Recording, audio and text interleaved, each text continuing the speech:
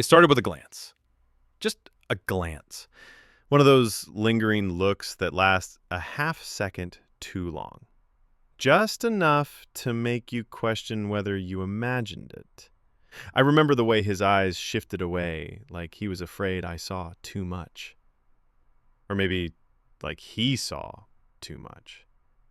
Either way, it lodged itself into my chest like a hook, tugging on something I'd kept buried for years. We were best friends.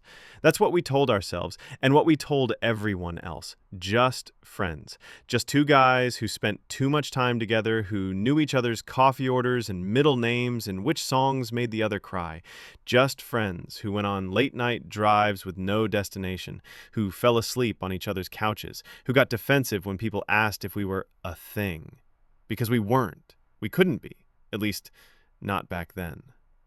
His name was Alex. And he was everything I wasn't. Confident, outgoing, effortlessly charming. Girls liked him, guys liked him, hell, even teachers gave him the benefit of the doubt. He was the kind of person who could walk into a room and make it feel warmer just by being there. And somehow, for reasons I still don't fully understand, he chose me as his person. We met sophomore year. He sat next to me in chemistry class and asked if I had a pencil. I gave him one, and he never gave it back. But he also never stopped talking to me after that. Before I knew it, we were inseparable. Study sessions turned into sleepovers, school projects turned into weekend trips, and through it all, we kept telling ourselves and the world we're just friends. But it wasn't always that simple. I remember this one night. We were 17. He came over after a fight with his dad. He didn't say much, just walked in, dropped his backpack by the door, and sank into the couch like his body was too heavy to carry. I brought him a blanket and sat next to him, close enough that our shoulders touched, the kind of closeness that made my heart race. But I pretended it didn't. We didn't speak for a long time, just sat there in silence, the only light coming from the TV we weren't even watching. Then out of nowhere, he leaned his head on my shoulder, just rested it there like it was the most natural thing in the world. My body froze. Not because I didn't want it. I did. God, I did. But because I was scared of what it meant. What it might start. What it might end. He must have felt my heart beating like a drum under my ribs because he whispered, "You okay?" I wanted to tell him everything in that moment. That I wasn't okay. That I was tired of pretending. That being near him hurt in ways I didn't know how to name. But I didn't. I just nodded. Scared that if I opened my mouth, the truth would spill out. He stayed the night, slept in my bed like he'd done before, but this time felt different. He curled up next to me, his breath warm on the back of my neck. I didn't sleep. I just lay there, heart pounding, trying to ignore the way his arm draped over my waist, trying to will myself not to turn around and kiss him. The next morning, we didn't talk about it. We never did. That was our unspoken rule.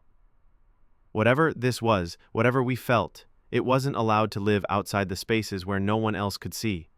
We were too afraid of what people would think, of what we'd become, of losing each other if we named it. So we kept pretending. But pretending has a shelf life. Eventually your body starts to ache from all the ways you twist yourself to fit into a life that doesn't match your heart. Eventually, the weight of unspoken things becomes too heavy to carry. And eventually, pretending turns into lying. To yourself, to each other, to everyone around you. And that's exactly what happened to us. We told ourselves we were just friends, but we couldn't hide forever. We went to different colleges. That was supposed to make things easier, to create distance, both literal and emotional. We told ourselves it was a chance to grow, to focus, to figure things out. And for a little while, it worked. The silence between us stretched longer. The texts slowed. The late-night calls faded into occasional check-ins. But even with the miles between us, I couldn't stop thinking about him. I'd lie awake at night, wondering if he was thinking about me too. Wondering if he missed the quiet moments in my room, or the inside jokes that only we understood. I'd scroll through his Instagram, heart jumping every time I saw a new photo, especially the ones with girls. I told myself not to care. Told myself he was free to date whoever he wanted. But every time I saw him with someone else, it felt like a paper cut to the chest, small, sharp, and impossible to ignore. One night, nearly a year into college, I got a call from him out of nowhere. I still remember the time, 1:42 a.m. "Hey," he said, voice low and a little slurred. "Can I talk to you?" I was already sitting up. "Of course, what's going on?" He was quiet for a beat too long. Then, "I miss you." Those 3 words, simple but loaded. My chest tightened. I didn't know what kind of miss he meant. Friendly? Nostalgic? Or the kind I felt every day, the kind that ached in my bones? "I miss you too," I said carefully. "I don't mean like just hanging out," he said. "I mean you, the way you used to look at me." He kept going, his words tumbling out faster, like he'd been holding them in for far too long. I was scared, okay? I didn't know what it meant. I thought if I let it happen, if I let us happen, I'd lose everything. My friends, my family, you. I didn't know what to say. I had imagined this conversation 1,000 times in my head, rehearsed all the ways I'd respond, but now that it was real, I was speechless. "I used to lie to myself," he said, his voice breaking, "but I can't anymore." And just like that, the dam cracked. We talked for hours that night, about everything we never said, about the times we almost kissed and pretended it didn't happen, about the way our bodies gravitated toward each other like magnets even when our words pushed away, about how scared we were, not just of what people would think, but of how real it all felt. He told me that he'd started dating someone at school, a girl. "She's nice," he said, "but she's not you." And I understood, because I'd done the same, tried to distract myself with dates that went nowhere, holding hands that felt empty, kissing lips that tasted like regret, but none of them were him. That phone call cracked something open in both of us, but the truth, it wasn't a fairy tale after that. There wasn't a clean, dramatic shift where we just decided to be together and everything clicked. No, what came next was messy, confusing, painful even. He broke up with the girl. I stopped seeing the guy I was casually dating. We tried to see each other over breaks, meeting up for coffee like old times. But now every touch was charged. Every look was heavy with meaning. And still, we didn't officially cross that line. Until one night. It was summer. He came over to my place after a party. We sat on the back porch, the air thick and warm, cicadas humming in the background. He was buzzed again, not drunk, but loose, comfortable. His hand brushed mine on the bench, and neither of us moved away. "I hate this," he said. I looked at him confused. "Hate what?" "This pretending," he said. "This just friends thing. We're not just friends. We haven't been for a long time." And before I could respond, he kissed me. No hesitation, no fear, just lips on lips, hands in hair, hearts pounding. It was everything I had imagined and more. Gentle and desperate all at once, like he'd been holding his breath for years and finally exhaled into me. We pulled apart, breathless. "I'm tired of hiding," he whispered. So was I. From that night forward, everything changed, but not all at once. Not with fireworks and sweeping declarations. It was quieter than that, more careful, like we were learning how to walk after years of crawling. The day after the kiss, we didn't talk about labels. We didn't tell anyone. We just existed in a kind of fragile, sacred space. When he touched me now, it was with purpose. When I looked at him, it was without flinching. There was a knowing between us, an acknowledgement of what had always been there, just under the surface. But reality has a way of creeping back in. He still wasn't out. Not to his family, not to most of his friends. He wasn't ashamed of me, not really, but he was afraid. Afraid of what coming out might mean. Afraid of being seen differently. Afraid of disappointing the people who expected him to be someone he wasn't. I understood. I did, because I had lived in that fear too, but it didn't make it easier. For months, we lived in a sort of limbo. We were everything but official. He'd send me good morning texts, fall asleep on FaceTime with me, call me baby when no one else was around, but in public, we were still just friends. Still roommates on weekend trips, still the guys who always hung out, no big deal. At first, I was willing to wait. I told myself that love meant patience, that I could be his secret a little longer if it meant he was working toward being ready. But secrets have a cost. There was a party that fall, one of those big, chaotic college events, packed with people and too much alcohol and the thump of bass in your chest. We went together, but not together. He introduced me as his friend, smiled at girls who flirted with him, and avoided my eyes when I caught him looking too long.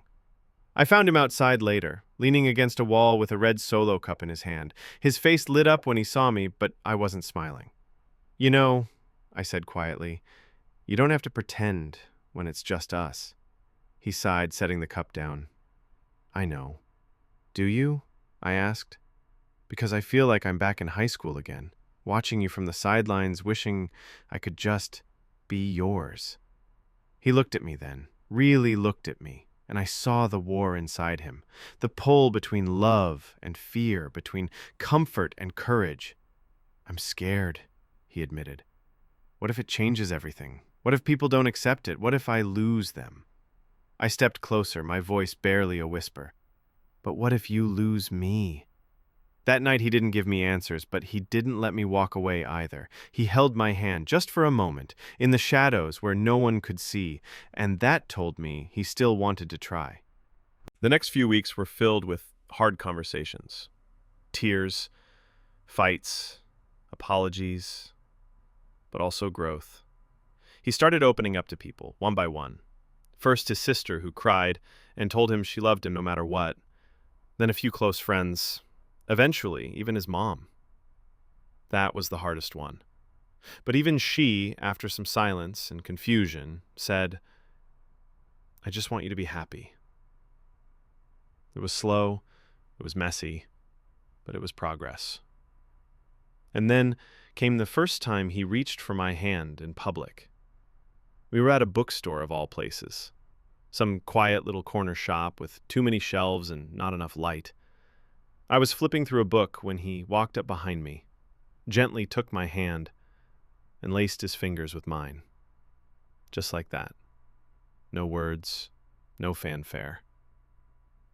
But in that moment, I felt seen, chosen, loved. Because after everything, the hiding, the pretending, the fear, he wasn't running anymore. And neither was I. It's strange how something so small, like holding hands, can mean everything. After the bookstore, things began to shift. Not overnight, but like the tide, slow, steady, undeniable. We started being more open. A touch on the back at a coffee shop. A kiss on the cheek before parting ways. People noticed, of course. Some asked questions, some gave knowing looks, some just smiled. There were still awkward moments, like when one of his old high school friends made a snide comment, clearly uncomfortable with what we had become. Or when a professor assumed we were just roommates and asked if our girlfriends got along. But Alex, he handled it all with this quiet strength I hadn't seen in him before. He never lashed out or made a scene. He just stood a little taller, looked people in the eye, squeezed my hand a little tighter. It wasn't perfect. There were still insecurities, especially at night when the world quieted and the doubt crept in. He'd ask, "Are you sure you're okay with this? With me?" And I'd always answer the same way. "I've been waiting for this since the day we met." And it was true. Because as hard as the hiding had been, as heavy as the pretending had felt, nothing compared to the freedom of loving him out loud. We started sharing our story in pieces. I posted a photo of us at the lake, his head resting on my shoulder, my arm wrapped around him, and captioned it with nothing more than a heart. It got more likes than anything I'd ever posted. The comments ranged from "finally" to "proud of you" to quiet messages from people we didn't even know, saying how much it meant to see two guys just being in love. That's what made it all worth it. Not just that we were finally together, but that we could be something real, something visible, something that made someone else feel a little less alone. Alex's coming out wasn't dramatic. There was no big announcement, no rainbow confetti. It was gradual, personal, on his terms. But it was brave in a way that shook me. He gave himself permission to live honestly, to love without apology. And in doing that, he gave us a future. We moved in together the following year. Our apartment was small, cramped even, but it felt like home in a way no place ever had. We hung up fairy lights around the living room, took turns cooking dinner, argued about which side of the bed was better. I let him have the left, even though I secretly preferred it. There were mornings filled with shared coffee and sleepy smiles, and nights curled up on the couch watching movies we'd already seen 100 times. It wasn't always easy. No relationship is. There were moments of doubt, days when the past crept in and old fears tried to claw their way back. But every time we came back to each other, talked it through, chose love, even when it was hard, because we'd already survived the hardest part, denying it. Now, we were living the truth. One evening, a few years after that bookstore moment, we were walking downtown when a boy, maybe 15, came up to us. His voice was shaking, but his eyes were steady. I just wanted to say thank you for being out, for being you. He glanced down at our joined hands and gave a small smile. I hope I have what you two have someday. We stood there, stunned.